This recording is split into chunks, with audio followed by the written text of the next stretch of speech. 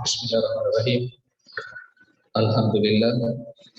Alhamdulillahilladzi anzala ala 'abdihi al-kitab wa lam yaj'al lahu 'iwaja.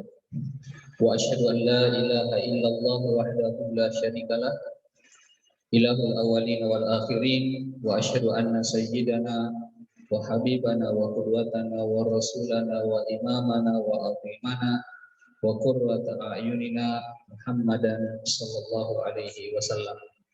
Balaghar risalah wa addal amanah wa nasahal ummah wa kasyafallahu bihil gummah wa qad jahada fi sabilihi hatta atahul yaqin. Wa shalawatullahi rabbihi wa taslimatuhu alaihi wa ala alihi wa ashabihi ajmain, amma ba'd.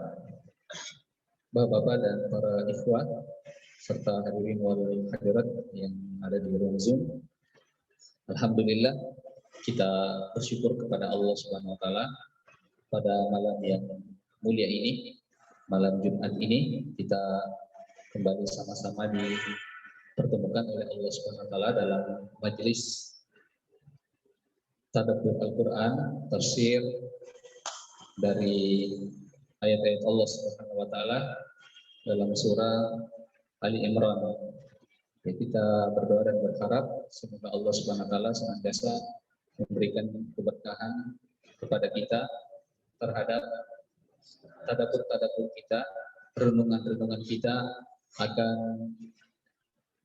pesan-pesan Allah Subhanahu wa taala yang disampaikan dalam ayat-ayatnya. Dan sebagaimana sunnah Nabi sallallahu alaihi wasallam ketika telah masuk malam Jumat, maka kita telah disunnahkan untuk membaca surat Al-Kahfi. Ya, dan surah Al-Kahfi itu dimulai dengan pengakuan Allah Subhanahu wa taala terhadap Al-Qur'an yang tidak ada iwaj, tidak ada kebengkokan sedikit pun dalam Al-Qur'an ini. Bahkan dalam ayat yang lain Allah Subhanahu wa taala menyebutkan bahwa inna hadzal qur'ana yahdi lillati hiya aqwam. Sesungguhnya Al-Qur'an ini memberi petunjuk kepada jalan yang paling lurus. Tak ada sedikit pun kebengkokan dalam ayat-ayat Allah Subhanahu wa taala. Ya, karena itu, karena ini malam Jumat, maka kita kembali mengingatkan agar setiap kita berupaya untuk menghidupkan malam dan hari Jumat kita dengan memperbanyak ibadah kepada Allah Subhanahu wa taala. Ya, kita meningkatkan kuantitas dan kualitas iman, ketakwaan serta amal-amal soleh kita ketika kita berada di malam dan hari Jumat. Ya, kita berupaya untuk mengkhatamkan surah Al-Kahfi minimal dan memperbanyak sholawat kepada Nabi kita Muhammad Sallallahu Alaihi Wasallam, dan keesokan harinya kita mempersiapkan diri untuk menghadiri sholat Jumat dengan persiapan yang sebaik-baiknya, yang sengaja Allah Subhanahu Wa Taala perintahkan untuk kita rayakan pada setiap tukannya. Baik jemaah sekalian yang dimuliakan oleh Allah Subhanahu wa taala, pada malam hari ini insyaallah kita akan kembali melanjutkan tadabbur Al-Qur'an kita masih pada surah Ali Imran ayat ke-121 ya. Iya, bisa dulu satu orang baca. Pakai ini.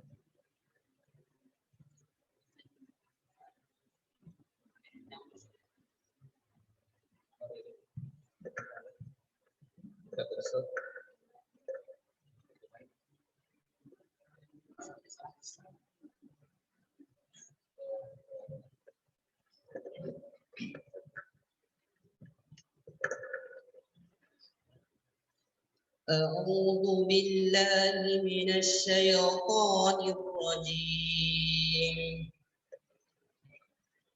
بسم الله الرحمن الرحيم وإذ غدوت من أهلك تبوئ المؤمنين مقاعد للقتال والله سميع عليم.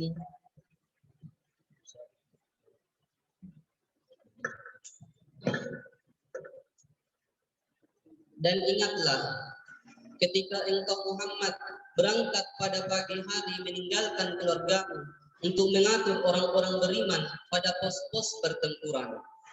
Allah Maha mendengar, Maha mengetahui.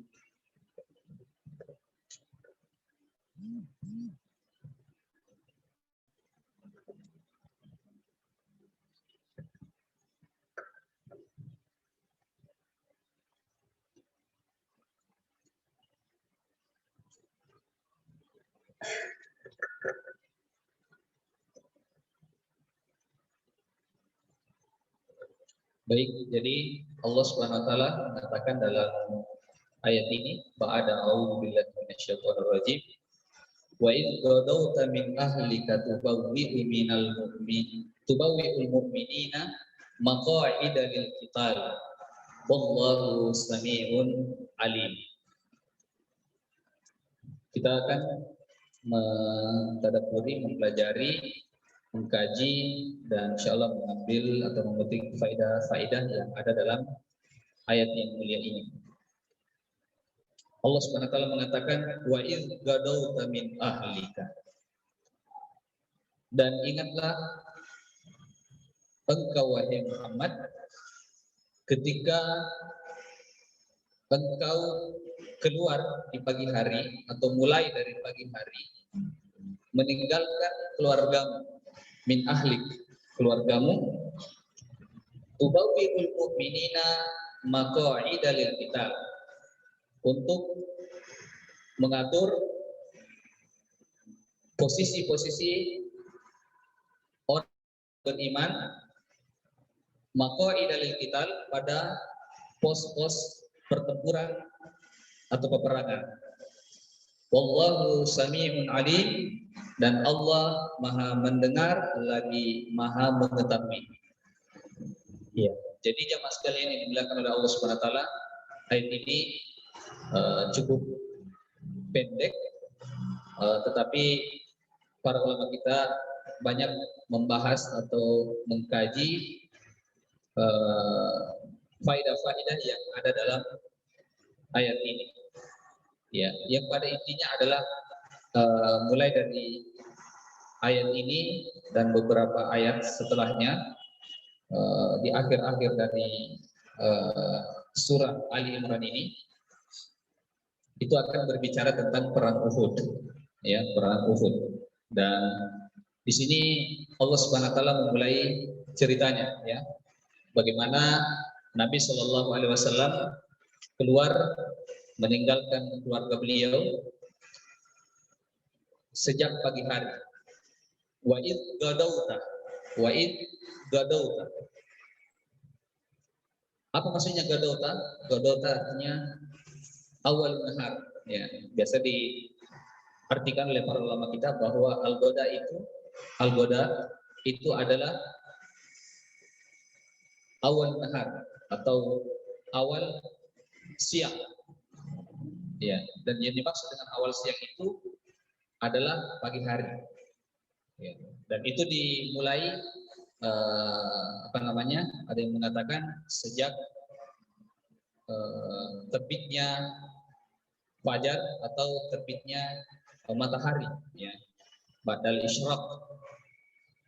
Ya, makanya kalau kita kembali misalnya di surah Al-Kahfi itu ada perintah Allah Subhanahu wa taala untuk bersabar bersama dengan orang-orang yang senantiasa berzikir kepada Allah Subhanahu wa taala di pagi dan di petang hari. Ya, jadi salah satu nama pagi atau subuh itu adalah al-ghadat.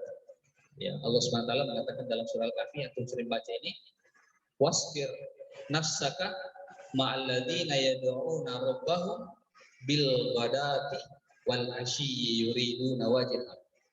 Dan ingatlah dan bersabarlah kalian bersama dengan orang-orang yang senantiasa menyeru Tuhan mereka, ya, yang senantiasa berdoa kepada Tuhan mereka, yang senantiasa berzikir kepada Tuhan mereka, kepada Allah Subhanahu wa taala di pagi hari dan di petang hari.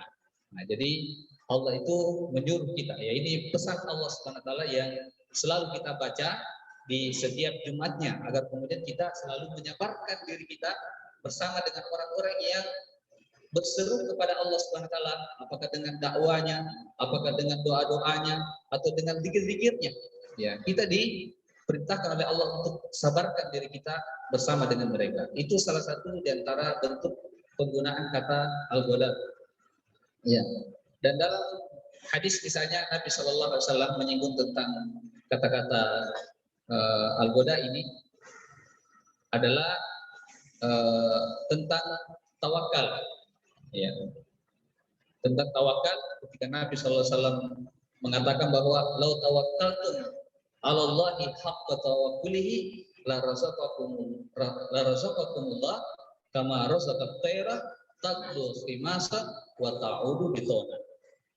Sekiranya kalian semua bertawakal kepada Allah Subhanahu wa taala dengan sebenar-benarnya tawakal kepadanya, maka Allah Subhanahu wa taala pasti akan memberikan rezeki kepada kalian sebagaimana Allah Subhanahu wa taala memberi rezeki kepada burung-burung atau seekor burung. Ya. Bagaimana keadaan burung ini? Taqdu khimasa, taqdu, di situ kata Nabi SAW mengatakan taqdu khimasa. Ya. Di pagi-pagi dia keluar dalam keadaan keroncong, wa ta'udu bitona. Lalu kemudian kembali di sore hari dalam keadaan kenyang. Jadi itu salah satu di antara makna al-ghadat, ya. Sekalipun kalau misalnya makan siang itu disebut dengan al-ghadat. Ya. Jadi kalau kita misalnya bercakap atau berbicara bahasa Arab, kita menanyakan ke teman kita atau saudara kita, hal taghadata? Ya. Apakah kau sudah makan siang? Ya. Apa sudah mengambil asas al-ghadat? Apakah sudah menyantap makan siangnya? Nah, itu kalau al-ghadat itu, ya, jadi siangnya. Tetapi yang dimaksud di sini al-ghadat itu adalah pagi hari. Makanya di terjemahan tadi disebut apa disebut? Ketika kamu keluar di mana? Apa? Di awal pagi. Di awal pagi, ya, di awal pagi, ya, di awal pagi. Ya, dan itu jamaah sekalian pelajaran pentingnya kita memiliki aktivitas di pagi hari. Ya. Memiliki aktivitas di pagi hari. Makanya kita dimakruhkan untuk kemudian tidur setelah sholat subuh. Ya. Dan kita dianjurkan untuk memperbanyak zikir. Makanya Nabi Shallallahu alaihi wasallam mengajarkan kita zikir pagi dan petang. Ya, zikir pagi dan petang untuk sebagai perangkap ikhwas kalian agar kemudian kita tidak tertidur di pagi hari. Ya. Karena tanda kemalasan seseorang itu adalah ketika dia tidur di pagi hari setelah salat subuh. Ya, makanya salah satu di antara isi zikir dari zikir pagi itu adalah Allahumma inni a'udzubika minal kasal. Ya. Ya Allah, aku berlindung kepadamu dari sikap malas, ya, atau kemalasan. Ya, itu di pagi hari. Ya. Karena itu jamaah sekalian, ini suatu pelajaran yang diberikan kepada kita bahwa di pagi hari itu hendaknya kita berupaya untuk mengambil aktivitas yang bermanfaat setidak-tidaknya dalam pekerjaan mubah. Yang ideal adalah berzikir atau membaca Al-Quran sampai terbitnya matahari. Sampai terbitnya matahari, lalu kemudian kita sholat isyraq setelah terbitnya matahari di pagi hari. Ya. Kalau para ulama kita dulu itu untuk menyembunyikan rahasia bahwa mereka sudah bangun mengerjakan qiyamul lail di malam harinya atau di sepertiga akhir malamnya, itu dengan berpagi-pagi melakukan aktivitas apakah dengan menyapu ya atau jalan-jalan ke sana kemari ya, supaya tidak menunjukkan bahwa tadi malam ini dia habis begadang ya mengerjakan qiyamul lail. Nah, ini ya Mas kalian. Jadi Allah Subhanahu wa taala memuji Nabi-Nya sallallahu alaihi wasallam ketika keluar di awal pagi. Ketika keluar di awal pagi, bahkan gadauta min ahlika, yang artinya kamu meninggalkan keluargamu. Ya. Dan yang dimaksud di sini keluarga adalah istri. Ya. Salah satu di antara makna ahl atau keluarga adalah istri itu sendiri. Ya. Jadi kadang ketika disebut misalnya ya ayyuhalladzina amanu qu anfusakum wa ahlikum nara, wahai orang-orang yang beriman, jagalah dirimu dan jagalah keluargamu. Ya, keluargamu apakah itu masuk dalamnya istri, anak-anak, orang tua, saudara-saudara dan seterusnya, ya masuk dalam keluarga. Tetapi kemudian salah satu di antara makna spesifik, makna khusus daripada kata ahli itu adalah keluarga. Ya, itu adalah keluarga. Adalah istri dari keluarga itu sendiri. Nah, siapa istri yang dimaksud di sini? Karena Nabi Shallallahu Alaihi Wasallam itu memiliki beberapa istri. Ya. Kata para ulama kita dalam ayat ini, istri yang dimaksud adalah Aisyah radhiyallahu taala anha. Ya, Aisyah radhiyallahu taala anha. Ya, jadi dalam peperangan ini Nabi SAW itu telah menikahi Aisyah radhiyallahu taala anha, dan beliau Aisyah itu rela untuk ditinggalkan oleh Nabi Shallallahu Alaihi Wasallam untuk pergi bertempur atau berperang ya di perang Uhud. Ya, dan sudah semestinya ya seperti itu bagi seorang keluarga atau istri ketika suaminya mendapatkan undangan atau mendapatkan ajakan dan seruan untuk berjihad, untuk kemudian memberi izin dan tidak boleh menahan seorang suami dalam perjuangan di jalan Allah Subhanahu wa taala. Dan itu suatu hal yang mesti, sesuatu yang harus dilakukan oleh seorang istri, dan tidak boleh bagi seorang istri mujahid untuk kemudian menahan dari suaminya dalam perjuangan di jalan Allah Subhanahu wa taala. Termasuk misalnya juga ya perjuangan di jalan Allah Subhanahu wa taala itu adalah pergi menuntut ilmu seperti ini ya. Pergi mengikuti majelis taklim, majelis zikir, maka seorang istri tidak boleh menahan suaminya. Dibilang bagaimana ini kita bapak atau abah atau abi misalnya, atau ayah atau kakak misalnya. Kenapa setiap malam Jumat atau setiap malam Ahad ya harus pergi lagi? Ya, istirahatlah. Ya, cukuplah mungkin sesekali sebulan atau sekali setahun saja ya. Itu tidak boleh. Seorang istri yang mas kalian dalam hal ini hendaknya memberi izin kepada suaminya. Ya, karena kenapa? Karena kalau suami dapat pahala, maka insya Allah istri juga dapat pahala. Kalau suami selamat dunia dan akhirat, maka suami juga akan selamat. Ya. Terlebih bagi seorang istri nanti itu akan ditanggung oleh suaminya. Iya.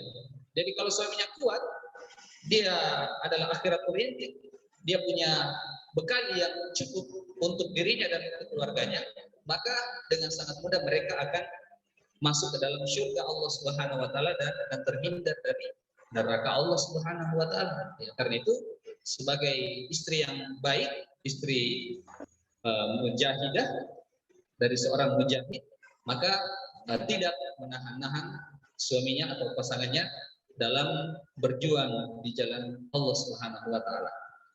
Seperti yang dilakukan oleh Aisyah radhiyallahu anha dalam ayat ini.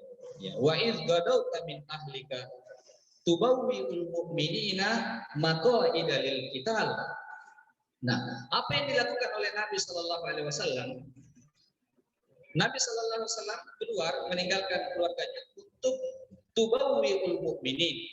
Ya. Apa itu tubawwi'ul mu'minin? Ya. Bawa yubawi. Ya. Jadi Nabi SAW itu melakukan tubawi. Ya. Artinya menempatkan. Ya. Artinya menempatkan. Walladzina tabawwa'ud dara wal imana. Ya. Dan orang-orang yang telah menempati kota Madinah sebelum datangnya orang-orang muhajirin, ya, di surah Al-Hasyr misalnya. Ya, di situ dipuji oleh Allah Subhanahu wa taala orang-orang Ansor yang telah terlebih dahulu menempati kota Madinah sebelum datangnya orang-orang Muhajirin, dan kemudian orang-orang Ansor ini menerima orang-orang Muhajirin yang berhijrah dari Mekah ke Madinah. Itu salah satu makna tubawi. Ya, salah satu makna tubawi yang ada dalam surah Al-Hasyr. Ya. Dalam ayat yang lain, perbincangan atau ucapan orang yang telah masuk ke dalam surga, ya, itu juga menyebut kata tabawwa ini. Ya.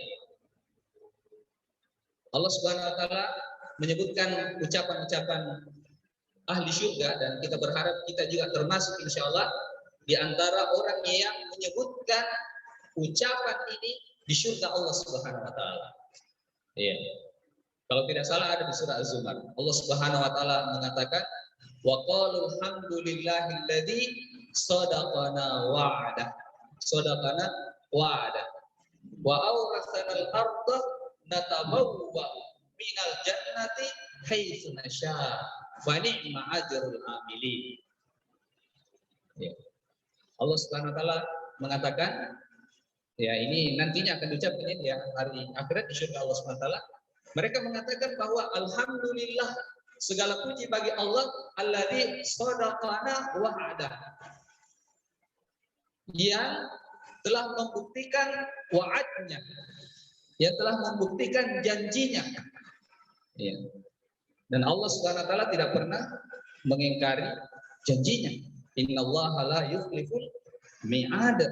Allah tidak pernah mengingkari janjinya. Jadi Allah Subhanahu wa taala akan menempatkan orang-orang yang beriman dan memberi pahala kepada orang-orang yang beriman nantinya di surga Allah Subhanahu wa taala. Dan ketika mereka telah merasakan itu, ya, ketika telah mereka dapatkan kenikmatan-kenikmatan surga, janji-janji Allah Subhanahu wa taala, mereka kemudian memberi pernyataan, memberi pengakuan dan persaksian bahwa Allah di sini menetapi atau membuktikan dari janji-janjinya. Lalu setelah itu wa aurasanal ardh, dan Allah Subhanahu wa taala mewariskan kepada kami suatu bumi atau suatu perkampungan, yang dimaksud adalah surga, perkampungan surga. Natabawwa minal jannah, yang natabawwa, di situ ada kata natabawwa, artinya kami menempati dalam surga itu. Natabawwa minal jannati haitsu nasya. Kami menempati dari surga ini mana saja tempat yang kami inginkan. Wa ni'ma ajrul amilin. Dan itulah sebaik-baik balasan bagi orang-orang yang beramal. Jadi maksud di sini tubawwi'u Tubawiul mu'minin adalah Nabi SAW mengatur posisi, mengatur tempat bahwa kamu di sini, dan kamu di sini. Ya. Maqaida lil qital. Tubawiul mu'minina maqaida lil qital. Tubawiul mu'minin. Tubawiul al-mu'min. Menempatkan orang-orang yang beriman. Karena itu dalam ayat ini memberi pelajaran jemaah sekalian bahwa siapapun yang ikut dalam perang Uhud itu, maka mereka adalah orang-orang yang beriman.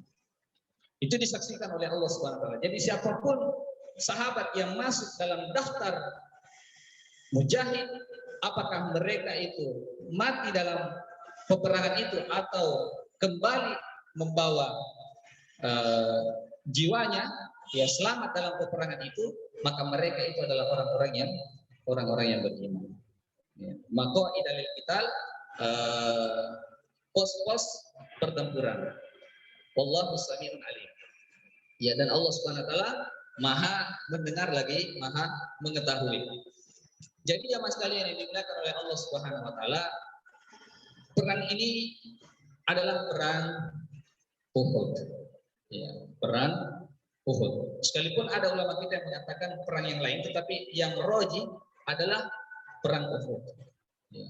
Dan perang Uhud ini itu terjadi karena keinginan dari orang-orang Quraisy balas dendam terhadap Nabi dan para sahabat yang telah membunuh para pemuka mereka di perang Badar sebelumnya. Ya, jadi mereka ingin menuntut balas kepada Nabi dan para sahabat. Ya. Ada kurang lebih berapa 30 sampai 50 orang yang meninggal ya di perang Badar itu, dan mereka menuntut supaya para sahabat bahkan Nabi kalau perlu itu dibunuh ya di dalam perang Uhud itu. Ya. Dan mereka jemaah sekalian ini sebenarnya tidak mengumumkan perang. Ya.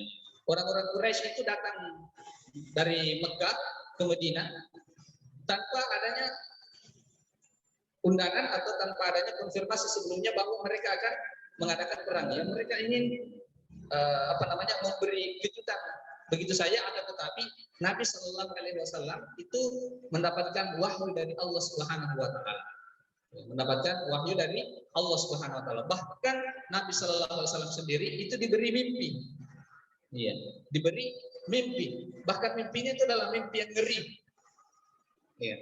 Makanya Nabi Shallallahu Alaihi Wasallam itu memperlihatkan wajah yang tidak menggembirakan bagi para sahabat.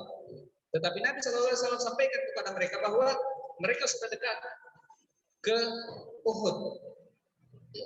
Karena itu Nabi Shallallahu Alaihi Wasallam kemudian mengumpulkan para sahabat, ayo kumpul semua, orang-orang Quraisy itu datang membalas dendam sama kita. Padahal itu belum ada kabar dari siapapun. Ya. Itu hanya wahyu dari Allah Subhanahu Wa Taala yang langsung disampaikan kepada Nabi kita Muhammad Sallallahu Alaihi Wasallam. Ya. Telah diberitahukan kepada beliau melalui wahyu ya dari Allah Subhanahu Wa Taala. Ya, karena itu beliau mengumpulkan para sahabat. Lalu diadakanlah musyawarah di antara mereka. Bagaimana? Apakah kita keluar menjemput mereka di gerbang perbatasan, ataukah kita sambut mereka di dalam kota Madinah? Ada yang mengatakan, ya Rasulullah, kami ini dulu sudah ikut perang Badar. Ini para pemuda sahabat Nabi SAW mengatakan, kita sambut mereka di luar. Ya, jangan biarkan mereka masuk menginjak kota Madinah. Kita sambut di perbatasan. Kita tahan minimal ya, di Uhud. Nah, mereka ini memang dulunya tidak ikut perang Badar. Jadi mereka bersemangat, mereka mendapatkan informasi bahwa ya kalau kita pergi berperang itu pasti kita akan menang. Meskipun juga akan ada yang mati syahid. Kalau mati syahid kita akan masuk surga. Ya, mereka termotivasi untuk itu. Entah mati syahid atau kembali membawa kemenangan. Dan mereka ingin seperti itu. Ayo kita jemput mereka. Ya. Padahal sebenarnya Nabi SAW itu menginginkan supaya perang itu biarlah di dalam kota Madinah. Ya. Kita lihat seperti apa kekuatan mereka. Ya. Sekalipun mereka jamaah sekalian datang dengan membawa 3.000 pasukan. Ya. Lalu Nabi SAW waktu itu hanya bisa mempersiapkan 1.000 pasukan untuk menghadapi mereka. Ya. Lalu ada di antara mereka yang mengatakan, ya Rasulullah, cukup di dalam saja. Ya. Tapi ini orang-orang munafik ini, mereka katakan, ya cukup di dalam saja. Kalau mereka masuk kan nanti ada istri kita, ada anak-anak kecil kita, semua bisa berperang melawan mereka kalau masuk. Ya. Tetapi mereka ini sebenarnya berupaya supaya ini sebenarnya perang tidak usah diadakan. Kalau Nabi SAW mengatakan kita mungkin cukup menyerah saja, biarlah mereka mengambil apa yang mereka inginkan, lalu kemudian mereka pulang. Ya. Ada di antara mereka yang menginginkan supaya perang ini tidak usah terjadi. Sehingga dia katakan bahwa biarlah kalau memang mereka mau masuk saja. Ya. Tetapi jamaah sekalian, para pemuda yang sangat antusias itu kemudian menginginkan supaya peperangan itu diadakan di luar saja. Maka Nabi SAW mengatakan, ya kalau begitu, oke, saya ikuti kemauan kalian. Dan akhirnya Nabi SAW kembali ke rumahnya dan memakai pakaian perangnya, bahkan double. Ya, double. Tidak seperti itu biasanya Nabi SAW memakai baju perangnya, ya, di double malah. Ya. Yang menunjukkan bahwa perang yang akan kita hadapi ini adalah perang yang sangat dahsyat. Ya. Maka tiba-tiba para sahabat ketika datang Nabi SAW, bahkan sebelum Nabi SAW datang, itu mereka terbisik-bisik. Kenapa Nabi SAW tiba-tiba kembali? Jangan-jangan kita ini menyinggung dan memaksa Nabi SAW untuk keluar. Padahal sebenarnya kalau kita lihat ini, seolah-olah Nabi tadi itu bersyarat bahwa cukup di dalam saja, cukup di dalam kota Madinah saja. Kita sambut mereka, kita perangi mereka, ya, kita lawan mereka dengan segala kemampuan kita. Ya. Akan tetapi jemaah sekalian, Nabi SAW kembali dan memakai baju perangnya, lalu kemudian para sahabat mengatakan, ya Rasulullah, kayaknya kami menarik ucapan kami, cukup di dalam saja. Maka Nabi SAW kemudian mengatakan bahwa mayang bagi di nabiyin la bisalamat al-harb an yada'a hatta yaftahillahu bainahu wa baina aduwwih. Nabi SAW mengatakan bahwa tidak pantas bagi seorang nabi ketika telah memakai baju perangnya, ya, untuk kemudian dia menanggalkan kembali baju perang ini sampai kemudian Allah Subhanahu wa taala menentukan apakah nabi itu menang atau kalah. Ya, kalau kita sudah putuskan di awal bahwa kita perangi mereka di luar, kita sambut mereka di luar kota Madinah, maka kita sambut mereka di luar kota Madinah. Apapun yang terjadi, kita menang atau kalah, maka kita sambut mereka di luar sana. Ya. Maka diaturlah Nabi SAW bahwa kamu di sini tempatmu dan kamu di sini tempatmu. Dan satu hal yang paling bersejarah, ya jamaah sekalian, dalam perang Uhud itu adalah ketika Nabi SAW menempatkan 50 orang para pemanah yang ahli panah itu di atas bukit. Dan Nabi SAW berpesan kepada mereka bahwa jangan sesekali meninggalkan tempat ini, bukit ini, sampai kemudian saya yang perintahkan kalian untuk meninggalkannya. Apakah kami menang ataupun kami kalah, jangan tinggalkan bukit ini. Itu adalah suatu pesan posko yang Nabi SAW pesan agar kemudian jangan sampai itu ditinggalkan. Oke, maka jamaah sekalian, keluarlah 1.000 pasukan dari orang-orang yang beriman. Iya. 1.000 dari orang-orang beriman. Tetapi ya, Abdullah bin Ubay bin Salul, gembong munafik, itu kemudian menghasut sebagian mujahidin ini yang keluar ini untuk kemudian bagaimana supaya kita kembali saja. Aduh, tadi kiranya kita mau berperang di dalam kota Madinah saja, kenapa kita harus keluar? Ya, lebih baik kita kembali saja. Akhirnya dia berhasil untuk mempengaruhi sekitar 300. Iya, yang sudah mengenakan pakaian perangnya. Jadi kembali 300 orang. Yang tinggal adalah 700 orang lanjut ke Uhud. Apa hikmahnya jemaah sekalian? Hikmahnya adalah Allah ingin memisah antara orang-orang yang beriman dengan orang-orang yang munafik. Antara orang yang beriman dengan orang-orang yang munafik. Padahal Nabi SAW itu sudah memberi isyarat kepada mereka bahwa kalau kita sudah katakan di luar, kita di luar. Apapun yang akan terjadi, menang atau kalah, kita harus tetap keluar. Itu orang yang beriman. Ya, makanya yang mencontoh beliau itu adalah dia adalah orang yang beriman. Laqad kana lakum fi Rasulillahi uswatun hasanah liman kana yarjullaha wal yawmal akhir. Sungguh telah ada pada diri Nabi Shallallahu Alaihi Wasallam itu suri teladan yang baik bagi kalian. Bagi siapa? Liman kana yarjullaha wal yawmal akhir. Ya, bagi siapa yang mengharapkan perjumpaan dengan Allah dan hari akhir. Ya. Oke, jadi orang yang beriman adalah orang yang mengikuti Nabi, yang mengikuti prinsip Nabi bahwa kalau kita sudah katakan di luar, maka kita berperang di luar. Ya, maka keluarlah 700 itu. Dan jamaah sekalian yang dimuliakan oleh Allah Subhanahu Wa Taala, berkecamuklah perang dan kemudian Rasulullah SAW dan para sahabat berhasil kemudian mengejar pasukan Quraisy itu, ya, sampai kemudian orang-orang Quraisy sendiri, ya, itu karena hebatnya kekuatan kaum muslimin, sampai kemudian perempuan-perempuan dari orang-orang Quraisy itu ditinggal. Ya, padahal mereka itu budaya, mereka harus melindungi istri-istrinya, anak-anaknya, tetapi karena saking kuatnya pasukan kaum muslimin saat itu, mereka tidak bisa menjaganya. Akhirnya kemudian mereka berlari dan meninggalkan istri-istri mereka atau perempuan-perempuan mereka di sini. Ya. Maka para sahabat terus mengejar. Ya. Nah, di sini ada suatu peristiwa jemaah sekalian yang sangat kita kenal di dalamnya, dan itu adalah proses kemudian berbaliknya kemenangan itu kepada orang-orang Quraisy adalah ketika pasukan yang ditempatkan oleh Nabi Shallallahu Alaihi Wasallam di bukit Jabal Uhud ini, ya, kemudian juga ikut ramai membantu para sahabat yang memungut dari ganaim atau harta rampasan perang. Dikatakan, coba lihat, itu para sahabat yang lain sudah pungut ghanimah, ayo kita turun juga ambil ghanimah itu, rampasan perang itu. Nah, Abdullah bin Jubair yang diamanahkan oleh Nabi SAW untuk memimpin pasukan 50 orang ini, pemanah ini, jamaah sekalian, dan mereka semua adalah pemanah yang tangguh, yang hebat, ya, yang bahkan mereka itu bisa melepas anak panah sekali tarik langsung 3 yang keluar, ya, dengan cepatnya, ya. Bahkan mereka bisa memasukkan anak-anak panah itu sampai 100 anak panah di gendongan mereka, ya.